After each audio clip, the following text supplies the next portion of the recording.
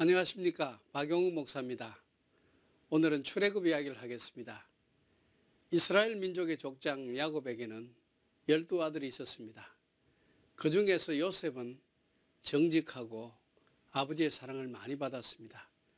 그래서 아버지의 사랑을 독차지한 요셉을 형제들은 늘 시기했습니다. 하루는 이스라엘 땅의 도단에서 양을 치던 곳에서 형들이 요셉을 보고 이집트 장사꾼들에게 팔아넘겼습니다. 그래서 요셉은 이집트로 가서 종살이를 하면서 고생했습니다. 그랬지만 하나님께서 요셉을 높이 세워주셔서 이집트의 국무총리가 되었습니다. 한 번은 이스라엘 땅에 큰 흉년이 들고 양식이 부족했습니다. 그때 요셉의 형제들이 이집트로 내려가서 요셉을 통해서 양식을 구했습니다.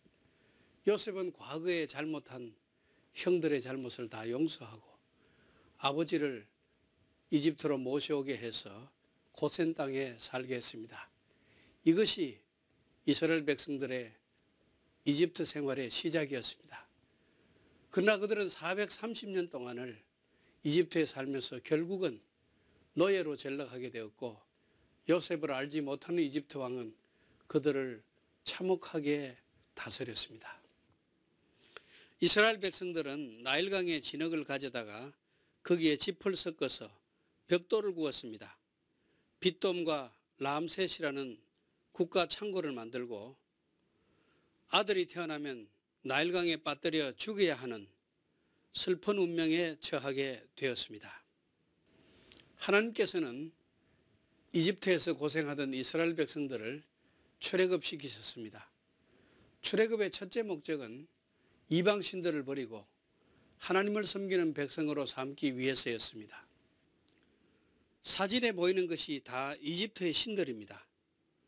고대 이집트에는 신들이 많았고 그 신들의 형상도 사람의 모양, 짐승의 모양, 사람과 짐승의 모양을 합친 것 또는 짐승과 짐승의 모양을 합친 것, 하늘의 일월 성신들의 모습들이 신으로 표현되었습니다.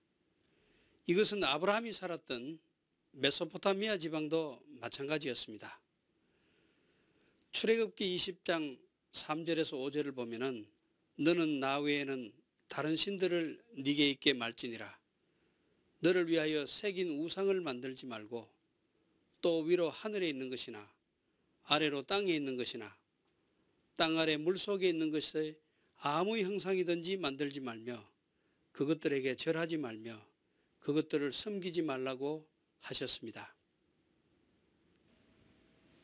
신을 각종 형상으로 만들던 고대 사회에서 하나님을 그 어떤 형상으로든지 만들지 말라는 십계명에 나타난 말씀은 인간의 머리로서는 도저히 그 당시 문화로서는 생각할 수 없는 사상입니다.